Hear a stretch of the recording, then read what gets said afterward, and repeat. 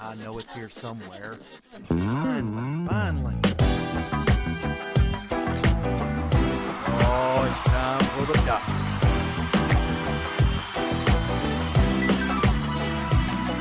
You're listening to Dr. Bill, the computer curmudgeon. Take it away, Doctor. Well, it's that time again, and the doctor is in. It's time for another Dr. Bill, the computer curmudgeon Netcast. Glad you could join us this week. This is Netcast number. Let's see, what number is it? What the number? It's 192 is what it is. I have such a hard time with keeping up with the numbers, you know what I mean? But, as usual, that means we are approaching Netcast number 200. And that means something. As I said last week, I don't know what yet. But we'll find out, won't we? It will be as big a surprise to me as it is to you. Yes. Okay, let's get into this week's stuff. And I'm going to tell you up front, we got more stuff than we normally have a stick to shake at the stuff. If that makes any sense, and I don't think it does, which is par for the course, and that's a good thing. At any rate, we are proud members of the Tech Podcast Network, techpodcast.com. If it's tech, it's right here on Dr. Bill, the Computer Curmudgeon, and all the other podcasts and netcasts of the Tech Podcast Network, of which you should avail yourselves. Yes. Okay.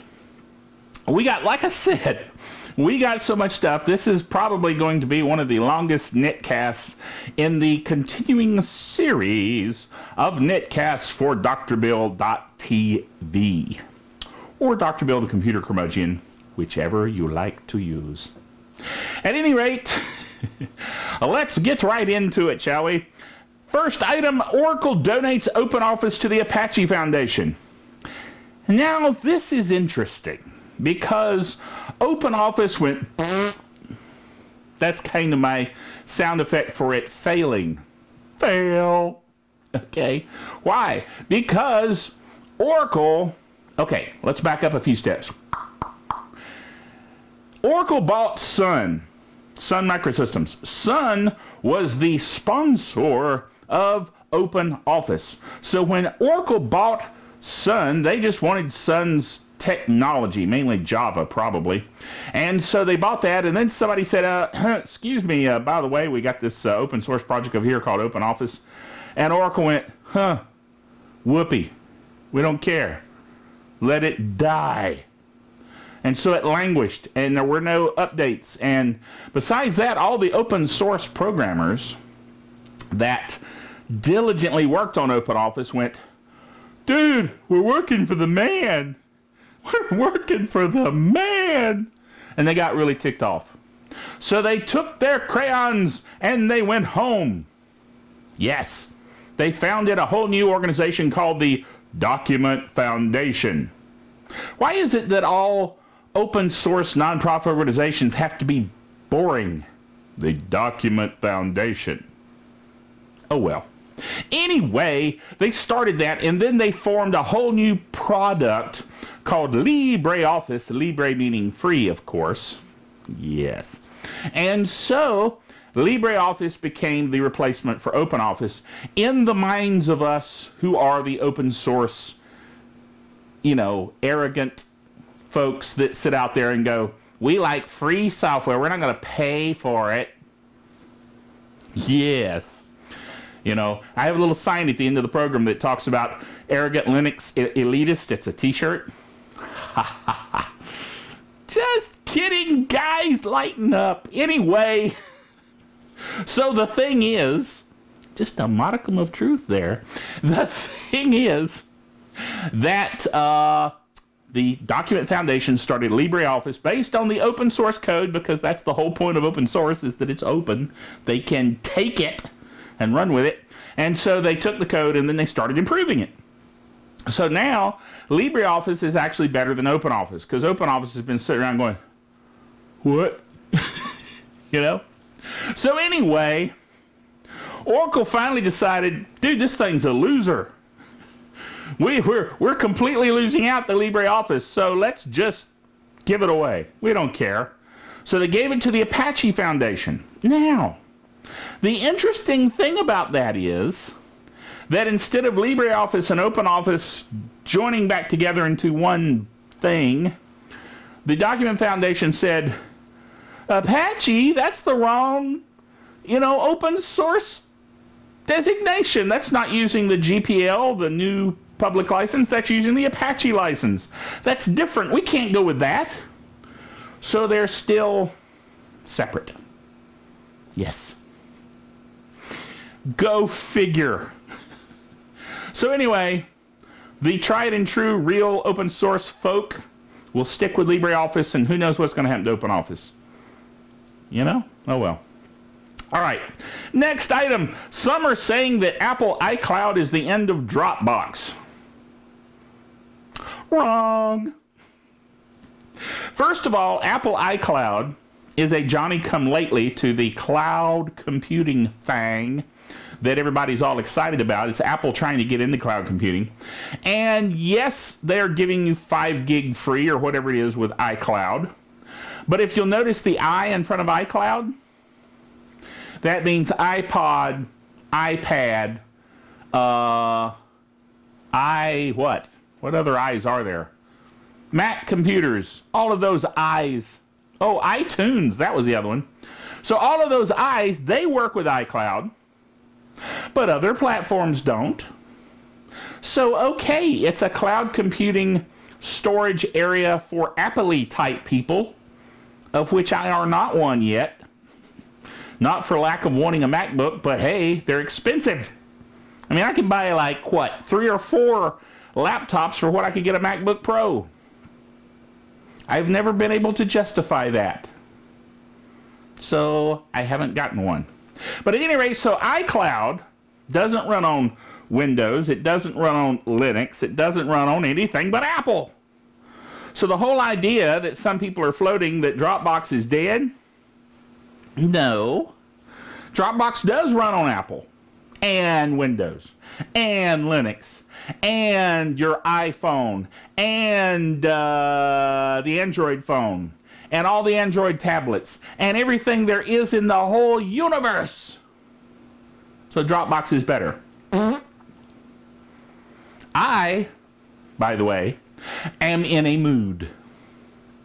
And of course, the best netcasts come out of when I'm the most curmudgeonly, thus the name of the show. So it's gonna be a good one, you know what I mean? Ha ha! Now, before we get to the next item, which is rather odd, by the way, so hang in there for that, I will tell you why I'm in such a mood. Because Time Warner's customer service is getting the official Dr. Bill Award for all-time worst service in the universe. Perhaps even the multiverse. How cool is that? Worst service ever! Matter of fact, if FailBlog was doing a fail, an epic fail, for service, they just have to call up Time Warner.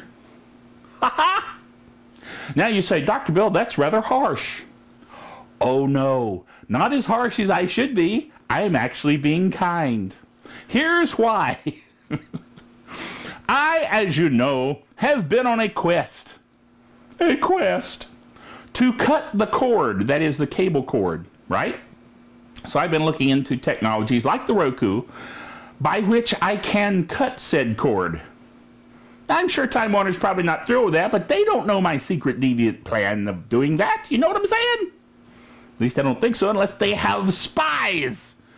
And I wouldn't put it past them. But at any rate, so I got this plan. And I said one of the items in this plan was to get the Roku, which I did, and then get a TiVo box. Well, the thing about the TiVo box is, and I knew this, was that you can watch your TV, your HD TV, official Cosmic Digital TV, off the air. The air is free. And that's good. But you don't get all of the cable channels, you know, that we've grown accustomed to, like USA Network. That's a big one. Because, I mean, all the USA shows are cool. And they don't have a network feed that you can tap into yet. Once they do, we're good. At any rate, so I said, okay, let's go with an interim solution here. The interim solution will be that I will hook the TiVo to the cable. Simple, right? No. No, because Time Warner wants you to use their box, which I had. But I said I would return. They were like, okay, fine. Now here's the thing. Listen closely. I called them up and I said, guys, how do I proceed?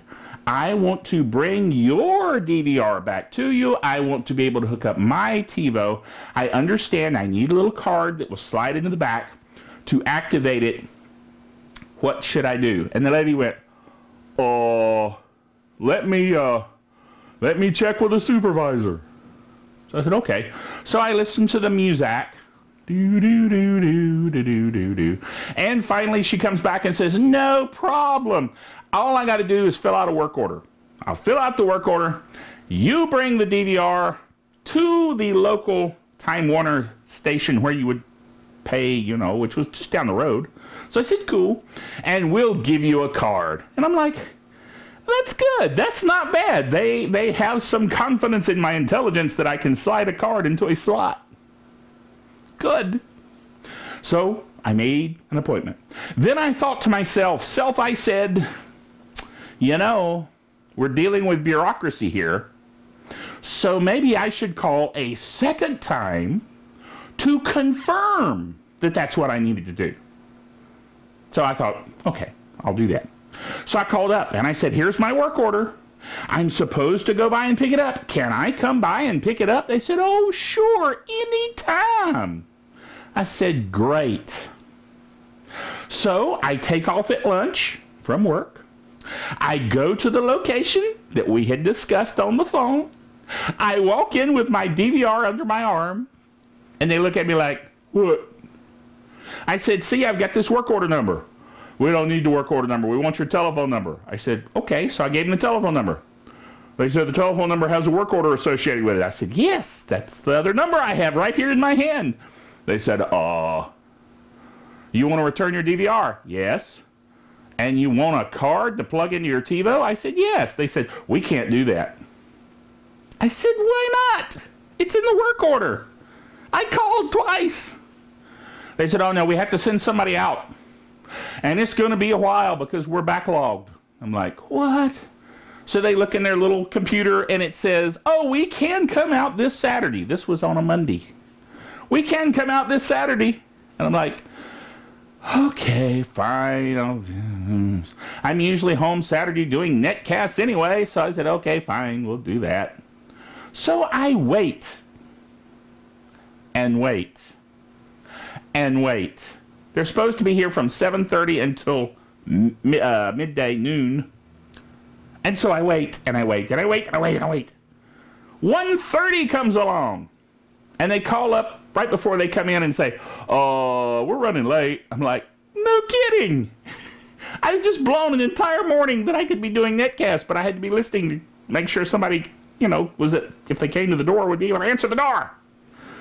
So I said, okay, fine. So the guy comes. He can't find the door to the house. He walks all around the house, can't find the door. There's a door right out front. I even called him and said, there's a door right out front. Couldn't find it. When he finally got here and got inside, he looked at my giant HD TV screen and said, do you want HD with your cable? I went, yes.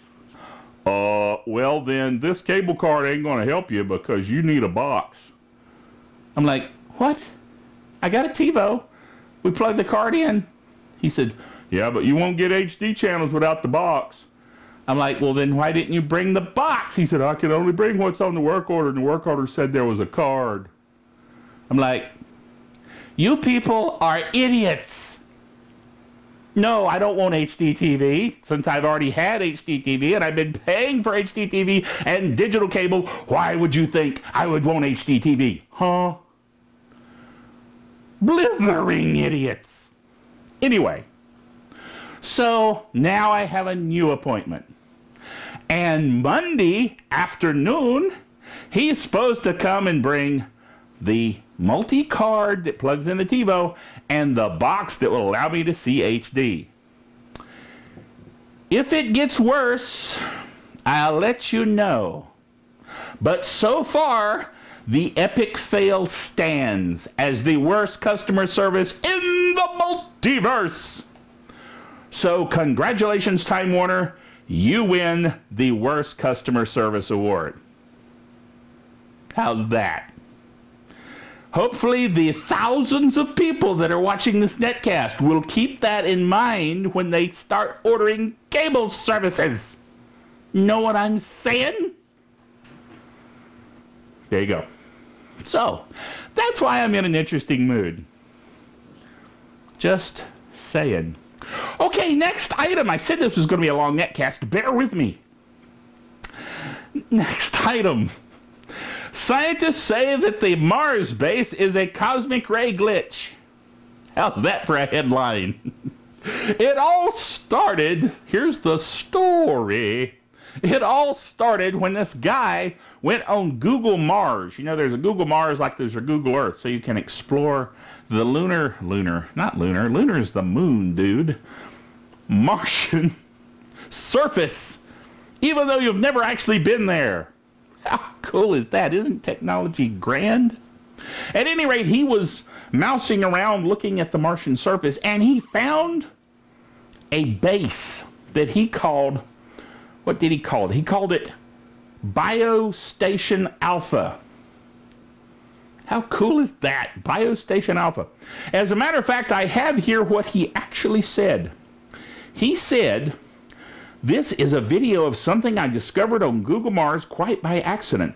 I call it Biostation Alpha because I'm just assuming that something lives in it or has lived in it." Yeah. It's very unusual in that it's quite large. It's over 700 feet long and 150 feet wide.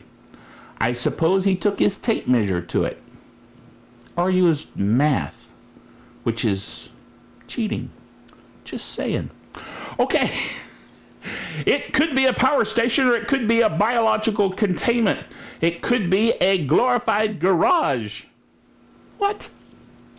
Hope it's not a weapon. This is a quote. I'm quoting the dude here. That's why it's in quotes on my blog. Okay. Whoever put it up there had a purpose, I'm sure. I couldn't imagine what the purpose was. I couldn't imagine why anybody would want to live on Mars. Maybe they like red.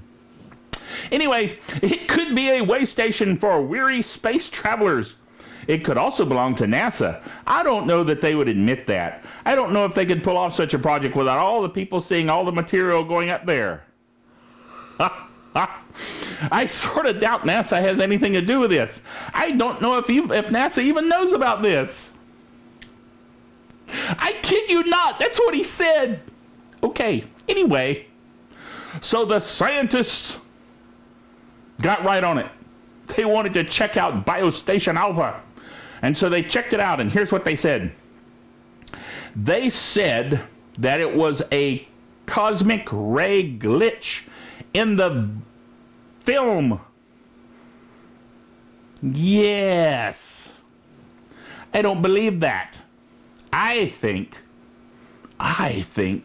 that NASA is not about to tell you that the guys with MIB have a secret base, and they couldn't flash all of us. So they put out this weird cosmic ray thing to cover it up. And by the way, where is my tinfoil hat? I was going to have a tinfoil hat before I did this netcast, but I forgot. But you can imagine, can't you? Okay, next item. The UN. Now you know the UN. Bunch of knuckleheads at the UN. Don't get me started. Anyway, the UN has declared internet access a basic human right. Got that? Breathing, air, internet access. Okay. Just think about that for a moment. How many years did we go as the human species without internet access, and we survived? I don't know how, but we did. But now it's a basic human right. So here's my question. Here's my question.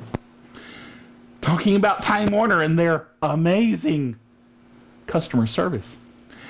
If I had my internet through Time Warner, which I don't, I used to, but their customer service was so bad, I cut it off.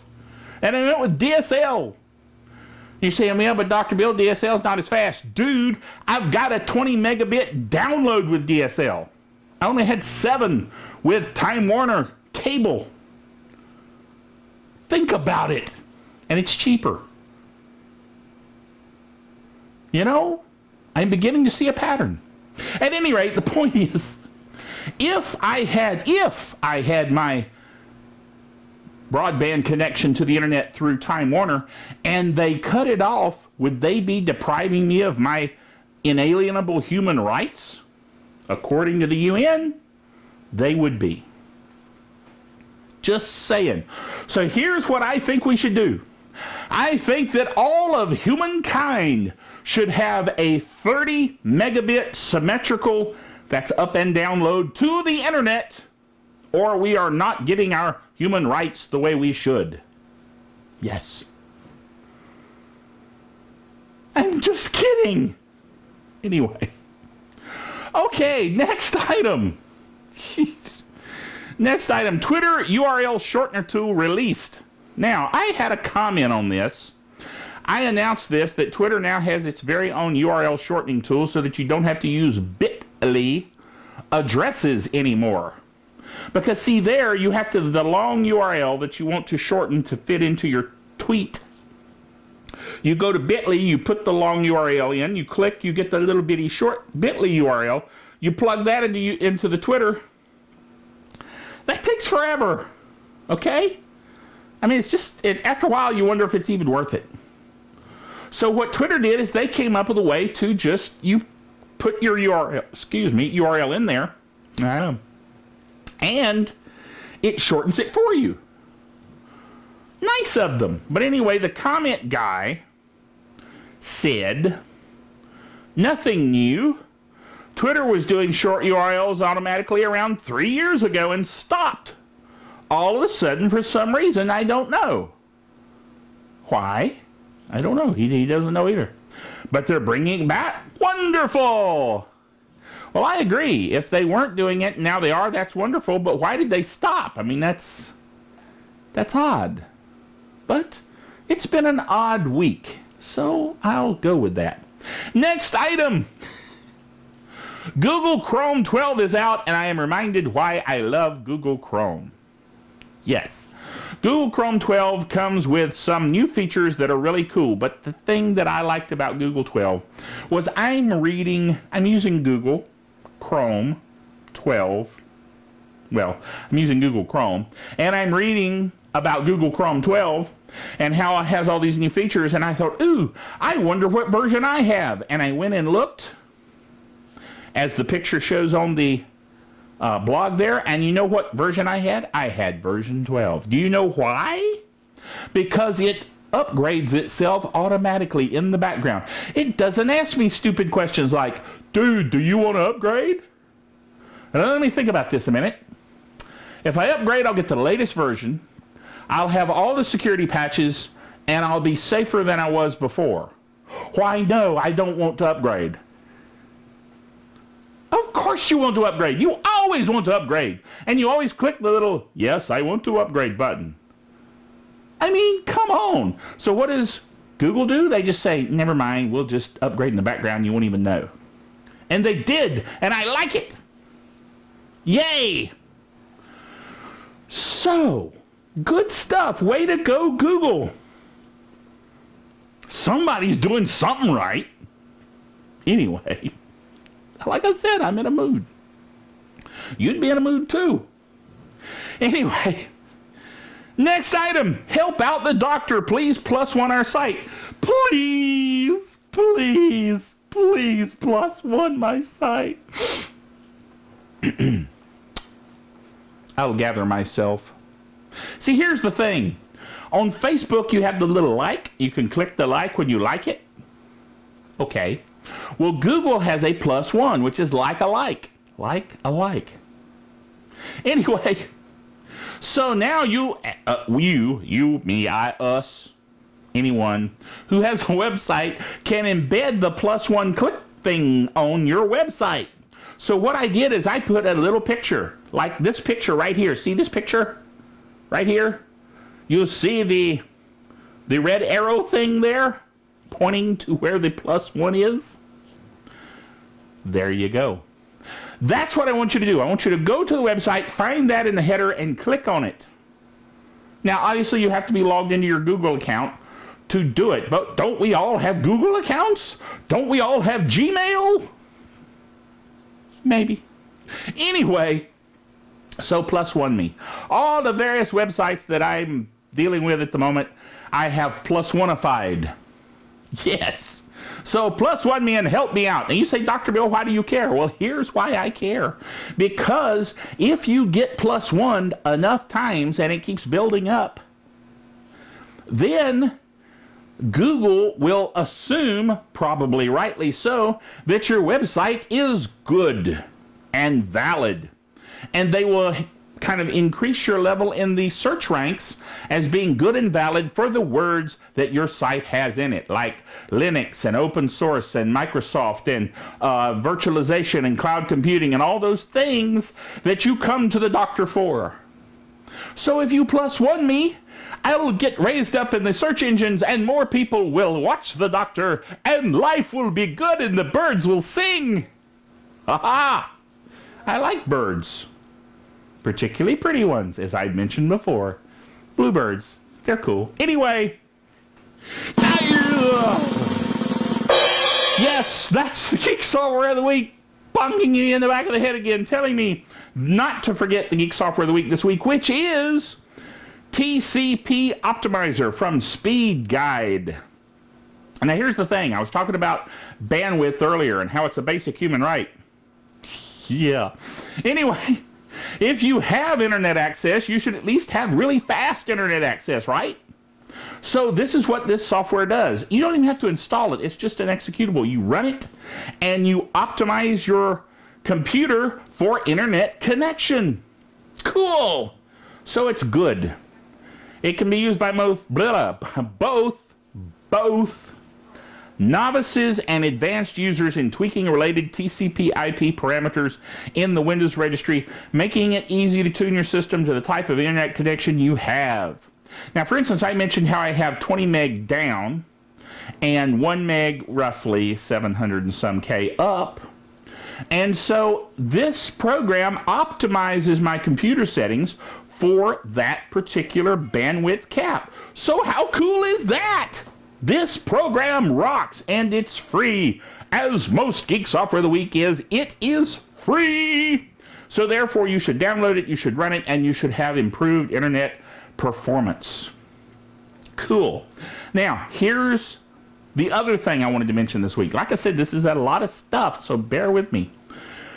The other thing I wanted to show you is a quick demo of Oracle VirtualBox. Now, earlier I was talking about Oracle when they took over Sun Microsystems, and then they kind of dropped OpenOffice and how they were the, corporate evil dudes. Well, okay. But they also have the VirtualBox open source project. And I gotta admit, I had never looked at VirtualBox. But I heard about it again. I'd heard about it before, but I heard about it again, and I'll take a look at it. And, dude, I was impressed. It doesn't look clunky and junky like a lot of stuff that's free does. It really is nice. So check out this video, and I'll show you what I mean.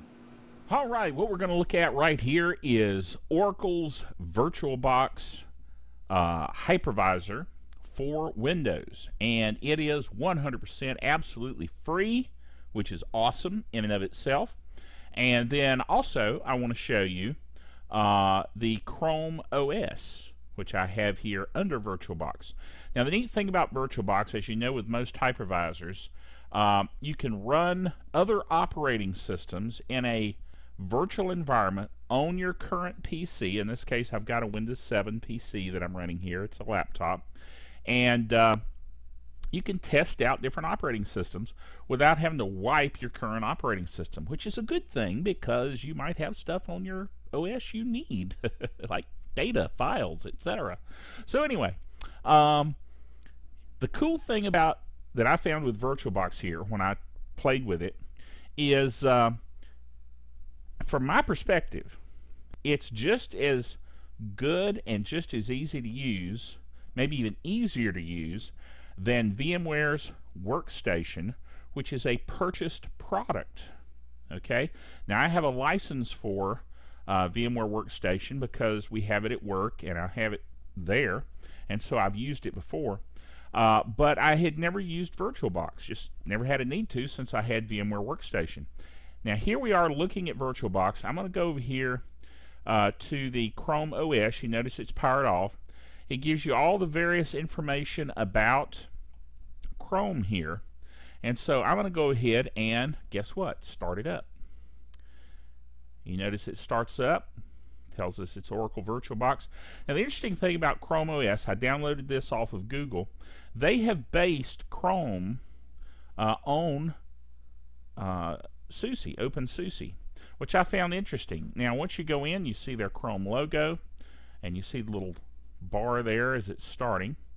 But basically, they use the SUSE Studio, OpenSUSE Studio, to build the underlying Linux operating system for Chrome OS. Now, this is ostensibly the Chrome OS that will launch with the Chromebooks that are coming out. Now, the way the Chromebook will work is it will automatically come into the browser. So I went ahead and launched the Chrome browser here.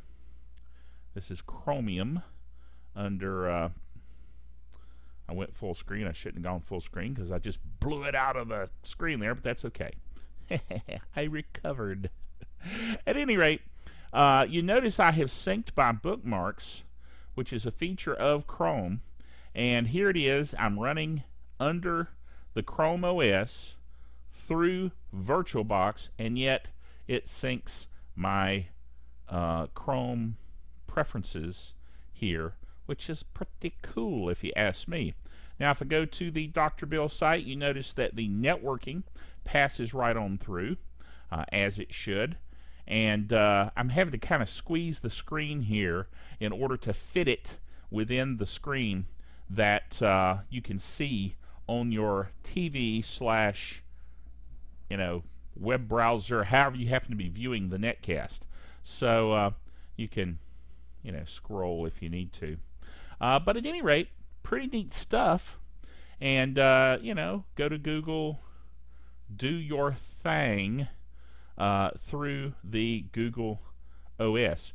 Now the actual OS here is pretty straightforward. Basically you've got LibreOffice, you've got your file manager, you got your Chrome browser, and that's about it. Now of course you could go to more applications, and there's a few things out here, I suppose. It's basically just Linux. LibreOffice is out there. This is the kind of default. Here's the GIMP, Picasa. You'd assume that they would have Google's stuff out there. But at any rate, it was interesting to see what they had done for the Chrome OS. Now, my assumption, I don't know if it's a valid assumption, but my assumption is this is going to be the same OS that you're going to find on a Chromebook. So, interesting. Now, let me close out here. If I shut it down, choose that option, and it will shut down. Yes. And bring us back to our starting point here. So, the other operating system that I was testing is one called Peppermint Ice. I'm going to bring it up into the viewable window here. I don't know how far it will expand out, but we'll see. Once it cranks up, yes, I know. It keeps telling me that my mouse is going to be captured. That's okay. I'm good with that.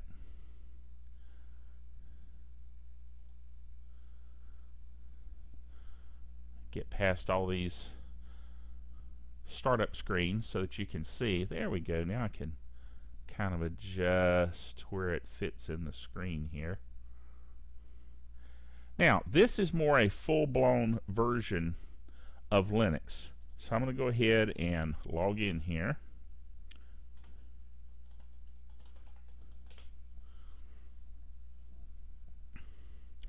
Peppermint Ice is the Peppermint Linux version of a Chrome-based, cloud-based operating system. So, and toward that end, they have Chromium, and if we go into the Chromium browser, you will see that it is providing us with all the Chromishness that we got from the Chrome operating system I was showing you earlier. And you notice again, all my preferences are here. I really love how Google Chrome synchronizes your bookmark bar and preferences and so forth, including even your installed software add-ons and so forth. It's pretty cool. But at any rate, this is Peppermint.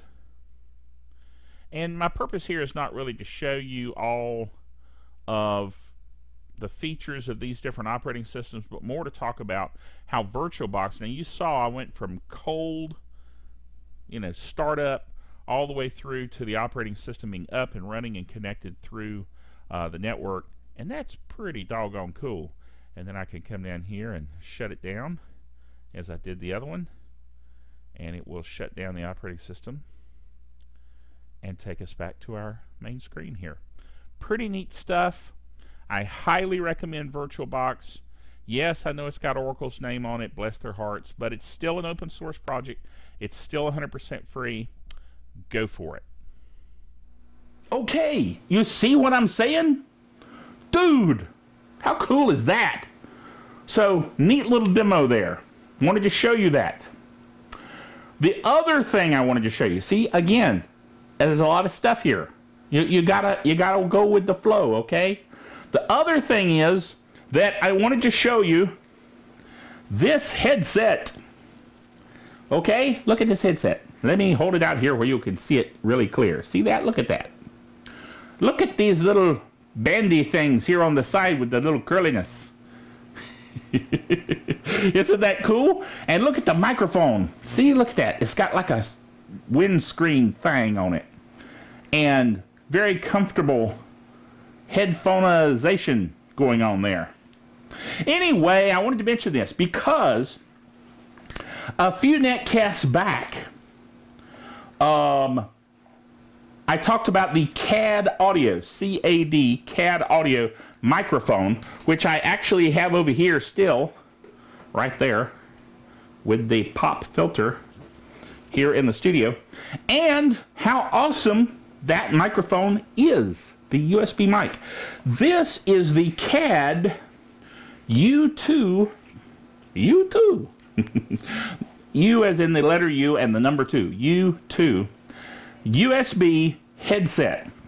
Plugs into your USB port. Again, no settings had to be tweaked on my Windows 7 laptop, and it just worked awesome. The ear pads here are very soft and comfortable, and the quality is excellent. So I wanted to share that with you because those of you that are looking for a headset, dude, this is a good one. Okay? Now, you might say, well, Dr. Bill, that's all good, but what's up with CAD audio? Well, apparently they get it. That's all I'm saying. So, check it out. Go online, search for CAD audio U2 headset. U, the letter, and 2, the number. Headset, like it says here. And search and you will find. That sounds very profound, doesn't it? Search and you will find. Yes. So, you seekers of truth, you. There you go. So, this has been the Wild Rant edition of Dr. Bill, the Computer Curmudgeon. Join us next time, and until then, remember that the doctor is out of here.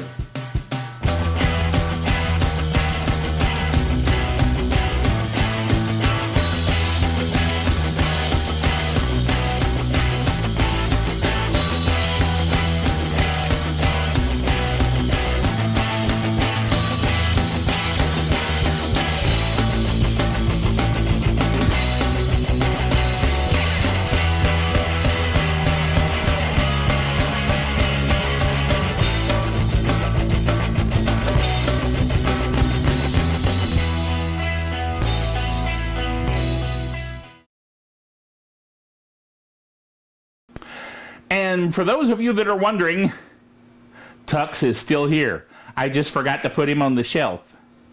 Okay? Hi, Tux. Anyway, just wanted you to know I hadn't lost Tux. That would be bad. Good old Tux.